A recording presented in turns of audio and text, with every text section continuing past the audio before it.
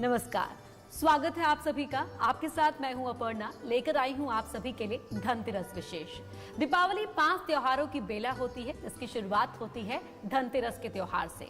और धनतेरस का त्योहार इतना विशेष होता है कि आज इस मौके पर की गई पूजा आपके घर में कृपा का धन बरसाती है। लेकिन पूजा का विधि विधान क्या है, पूजा का शुभ मुहूर्त क्या है, पूजा के लिए किन सामग्रियों का इस्तेमाल होना चाहिए, ये तमाम बातें बताने के लिए हमारे साथ जुड़ चुके हैं पंडित राजकुमार शास्त्री जी। पंडित जी नमस्कार, बहुत बहुत स्वागत है आपका। सादर प्रणाम अपर्णा जी। पंडित जी, सबसे पहले हमारे दर्शकों के लिए बताएं कि धनतेरस की पूजा का शुभ मुहूर्त क्या है।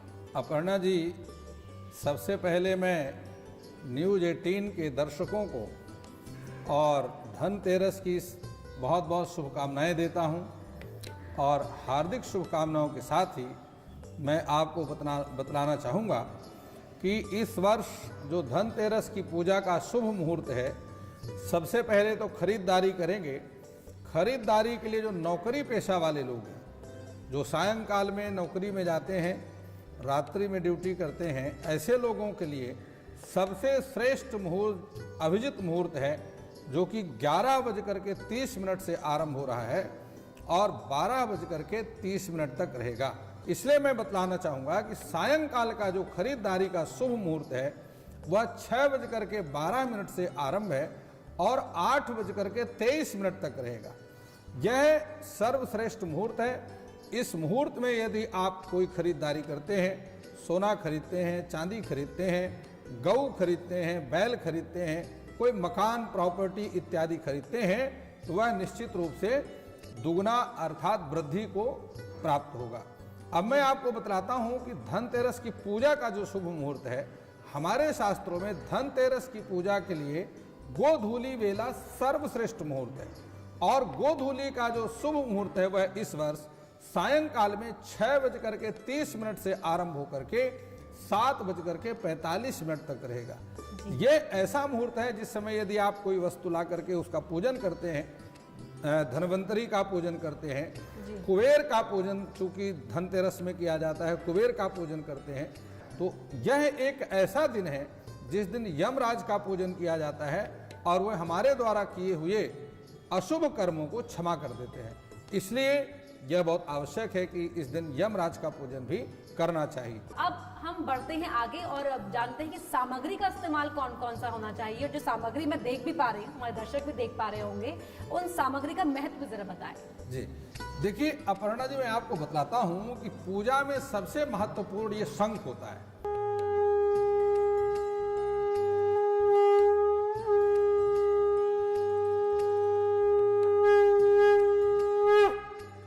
उस घर में जहाँ पर शंख का नित्य निनाद होता है, वहाँ कभी भी वास्तु दोष, काल सर्प दोष इत्यादि विष कन्या योग, यह सभी कुंडली के जो दोष हैं वह स्वतः अपने आप नष्ट हो जाते हैं। उसके बाद सबसे पहले मैं आपको बतलाता हूँ, यह घंटी है और यह घंटी बहुत जरूरी है। मैं आपको बजा करके दिखाता हूँ। जहाँ पर यह घंटी की ध्वनि होती है, वहाँ कभी भी किसी प्रकार का वास्तु दोष, भूत पिशाच इत्यादियों का भय, डाकनी शाकनी इत्यादियों का भय कभी भी नहीं रहता है।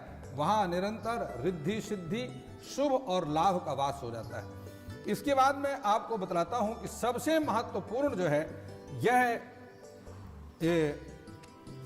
यंत्र होते हैं। जो कुबेर का यंत्र है, क्योंकि यह कुबेर की तिथि है, धनवंतरी का यंत्र, ये 2 यंत्र लेने हैं, क्योंकि देवताओं का पूजन यंत्र में किया जाता है, वह अधिक सफलता को देने वाला होता है।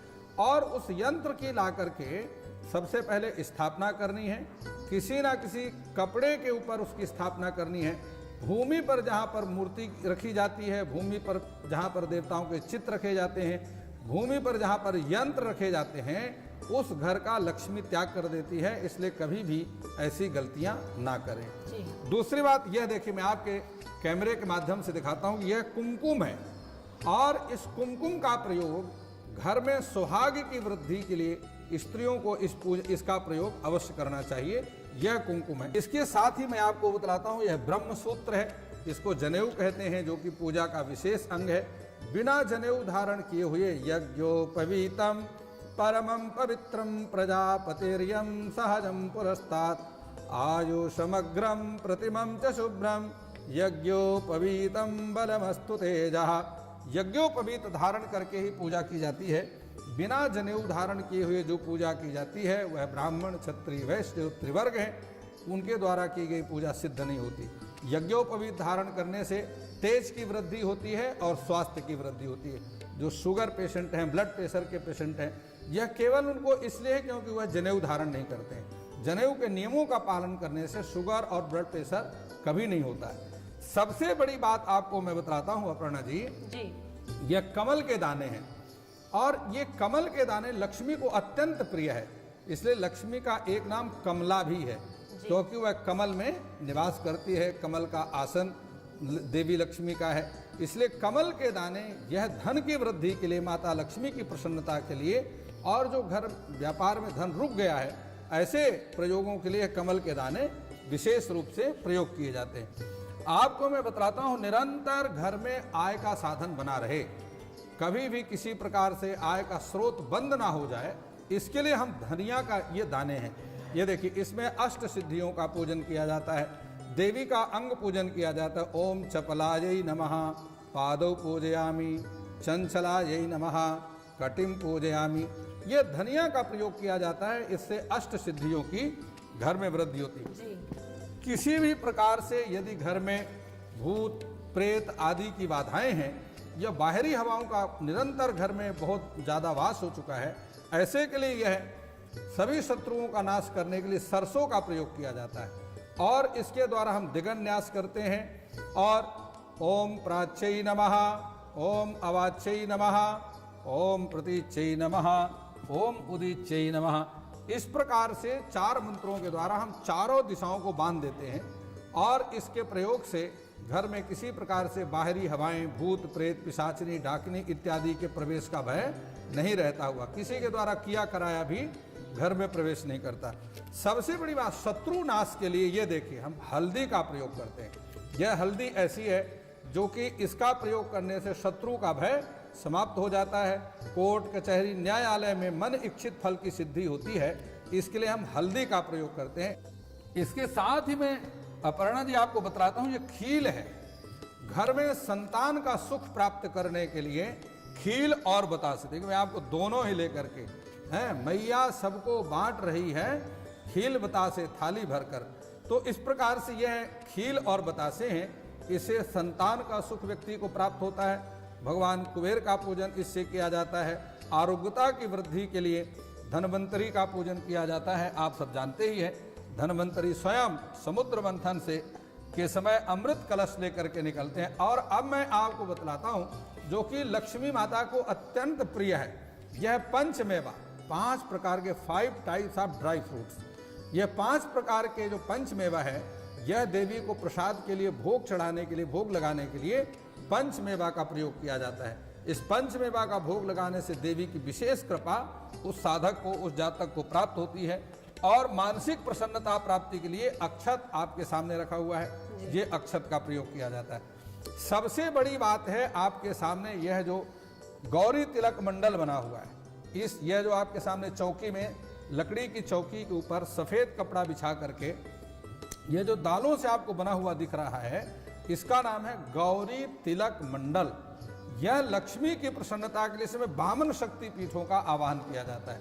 इसमें 52 शक्तिपीठ हैं और इन 52 शक्तिपीठों का पूजन करने से व्यक्ति को स्वप्न में भी किसी प्रकार का ना धन के नुकसान का, ना स्वास्थ्य को लेकर के, ना ही शत्रु बाधा, कोर्ट कचहरी न्याय इत्यादि के लिए, ना ही संतान का, किसी भी प्रकार का उसे भय नहीं रहता, वह सर्व प्रकारेण भय मुक्त हो जाता है। तो इसमें 52 शक्तिपीठों के ऊपर यह कलश जो स्थापित है, यह अमृत कलश है, क्योंकि आज के दिन धनवंतरी स्वयं कलश को लेकर के और समुद्र मंथन के समय प्रकट हुए और यही अमृत प्राप्त करके देवता जो है वह अमर हो गए। तो यह अमृत युक्त जो कलश है, इसमें सभी तीर्थों का आवाहन किया जाता है। गंगे च यमुने चैव गोदावरी सरस्वती नर्मदे सिंधु कावेरी चले अस्मिन् सन्निधिं कुरु। तो इस प्रकार से यह सारी पूजन की सामग्री है अपर्णा जी। जी। और पूजन को करना कैसे है, ये आपके प्रश्न के अनुसार मैं आगे है, आप देख रहे हैं धनतेरस विशेष। अपर्णा जी, मैं आपको बतलाता हूँ कि पूजा की सही विधि क्या है। यद्यपि अनंत शास्त्रम स्वल्पम च आयु, भगवान की पूजा अनंत है। हरि अनंत हरि कथा अनंता, भगवान का चरित्र भी अनंत है, भगवान की पूजा का भी कोई अंत नहीं है। लेकिन हमारे शास्त्रों में पंचोपचार षोडशोपचार 2 प्रकार की पूजन का वर्णन है, वह विधि मैं आपको बतलाता हूँ। अपर्णा जी, पूजन आरंभ करने से पहले सबसे पहले ये देखिए, यह स्वस्तिक है जो चारों दिशाओं को जोड़ रहा है। यह संपूर्ण ब्रह्मांड का स्वरूप है। और यह जो इसके बीच में 4 बिंदियां हैं, यह चारों वेद हैं। दोनों तरफ जो 2-2 रेखाएं लगी हुई हैं, यह शुभ लाभ है। एक तरफ रिद्धि और सिद्धि है, एक तरफ शुभ और लाभ है। यह भगवान गणेश का स्वरूप माना जाता है। और ओंकार जो है, यह आप जानते ही हैं। ओम की तो सैकड़ों मीनिंग है, लेकिन one of them welcome to the god, एक जो उसका अर्थ है वो है कि भगवान का आवाहन करना, भगवान का स्वागत करना। तो यह स्वस्तिक जो है, यह चारों वेदों के साथ में चारों दिशाओं को जोड़ता हुआ, यह समस्त वास्तु दोषों को दूर करने वाला है। इसकी घर में स्थापना करनी चाहिए। एक थाली पर इस प्रकार से स्वस्तिक का निर्माण करें और उसके बाद लकड़ी की चौकी पर लाल कपड़ा बिछा करके उसके ऊपर यह गौरी तिलक मंडल का निर्माण करके और कलश की स्थापना करनी चाहिए। निश्चित रूप से आप देख रहे हैं यहाँ अनेक दीप जल रहे हैं, यह पूजा के सभी अंग हैं। दीप प्रज्वलित करना चाहिए। वातावरण को सुगंधित करने के लिए सुगंधिम पुष्टिवर्धनम, ब्राह्मणों से मुखमासीत बाहुराजन्याकृतः ऊरू तदस्य यदवैश्या पद्भ्याम शूद्रो अजायत, धूप जलाना चाहिए। और ये सारी पूजन की सामग्री यथावत जो है, यह ऋतु फल है आपके सामने, और यह मिष्ठान है जो कि भगवान को अत्यंत प्रिय है। मिष्ठानम ब्राह्मण प्रिय शास्त्र भी कहते हैं। ये सारी पूजा की तैयारी करने के बाद सबसे पहले अपने हाथ में 3 बार जल लेकर के आचमन करना चाहिए। ओम केशवाय नमः, ओम नारायणाय नमः, ओम माधवाय नमः।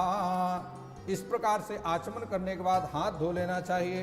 हस्त प्रक्षाल्यः ऋषिकेशाय गोविंदाय मधुसूदनाय नमः, यह मंत्र है। यदि आपको मंत्र नहीं आते हैं तो आप हरि शरणम हरि शरणम हरि स्मरणम, इस प्रकार से ओम, ऐसा कोई भी भगवान का नाम लेकर के आचमन करके मुख शुद्धि करेंगे। उसके बाद अपने हाथ में देखिए ये रक्षा सूत्र बांधना है, जिसको कलावा कहते हैं। देखिए मैंने भी रक्षा सूत्र बांधा हुआ है, और इस प्रकार से रक्षा सूत्र बांध करके अपने मस्तक पर तिलक लगाना है। यह लाल रंग का जो तिलक है लक्ष्मी का स्वरूप है, उसके ऊपर चावल जो है भगवान नारायण का स्वरूप है। तो लक्ष्मी और नारायण का यह स्वरूप होता है। तिलक लगाने से घर में धन की वृद्धि होती है, चारों दिशाओं में उसका यश फैलता है, सभी प्रकार की विघ्न बाधाएं दूर हो जाती है। यह सब कुछ करने के बाद सबसे पहले स्वस्ति वाचन करना चाहिए। ओम स्वस्ति नः इंद्रो बृहस्पतिः, स्वस्ति नः पूषा विश्ववेदाः, स्वस्ति नस्तार्क्ष्यो अरिष्टनेमि, स्वस्ति नो बृहस्पतिर्दधातु। ओम अग्निर्देवता, वातो देवता, सूर्यो देवता, चंद्रमा देवता, वसवो देवता, रुद्रा देवता, दित्या देवता, मरुतो देवता, विश्वे देवा देवता, बृहस्पतिर्देव, इंद्रो देवता, वरुणो देवता। इस प्रकार से बृहद रूप में यह मैंने सूक्ष्म रूप से आपको बतलाया है। बृहद स्वस्ति वाचन का विस्तार पूर्वक उच्चारण करना चाहिए, फिर गणेश स्मरण करना चाहिए, और उसके बाद पूजा का संकल्प करना चाहिए। जिस मनोकामना को लेकर के आप पूजा कर रहे हैं, उस मनोकामना को लेकर के अपने नाम और गोत्र का उच्चारण करके और संकल्प करें। पूजा की तिथि का उच्चारण करें। जिस संवत में आप पूजा कर रहे हैं उस संवत का उच्चारण करें। जिस मास में आप जिस तिथि में पूजन कर रहे हैं, संपूर्ण पंचांग का उच्चारण करने के बाद अपनी मन की मनोकामना की अरदास अपने संकल्प में बोलना चाहिए। तदुपरांत भगवान का जो है जल से स्नान कराना है, फिर पंचामृत से स्नान कराना है, और फिर भगवान लज्जा निवारणार्थाय वस्त्रम समर्पयामि, लज्जा निवारण के लिए वस्त्र भगवान को अर्पण करना है, गंधाक्षत पुष्पाणि, ये सब समर्पित करने के बाद साक्षात दीपम प्रदर्शयामि, धूपम आग्रहाप्यामि, और ये कुछ करने के बाद हस्त प्रक्षाल्य, हाथ धो लेना चाहिए। हाथ धोने के बाद भगवान को नैवेद्य जिस प्रकार आपके सामने रखा हुआ है, नाभ्या आसीदंतरिक्षगम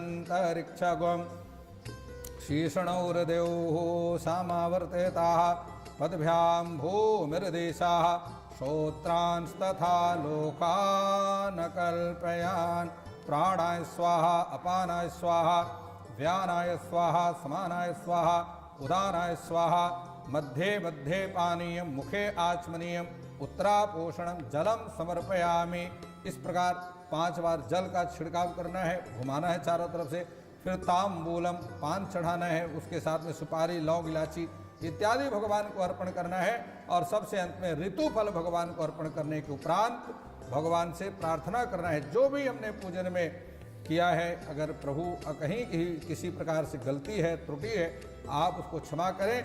जैसा भी मुझसे मंत्रहीनम क्रियाहीनम भक्तिहीनम सुरेश्वरा यत्पूजितम मया देव परिपूर्णम तदस्तु मे। अंत में इस मंत्र के द्वारा क्षमा याचना करना चाहिए, भगवान को दंडवत प्रणाम करना चाहिए, और सबसे अंत में 4 बार परिक्रमा करनी चाहिए। ए तीर्थानि प्रचरन्तु स्रका हस्तानि संगिणा तेषां गुं सहस्रयोजने अवधनवानि तन्मसि। इस प्रकार से भगवान की प्रदक्षिणा करके और पूजा की क्षमा याचना कर लेना चाहिए।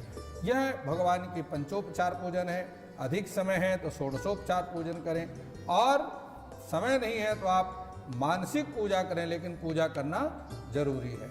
जी अपर्णा जी, आपने अपना कीमती समय निकाला, हमारे दर्शकों के लिए पूजा का विधि विधान बताया, उपाय बताए, मंत्र बताए, उन तमाम चीजों के लिए बहुत बहुत धन्यवाद आपका। जी सादर प्रणाम अपर्णा जी।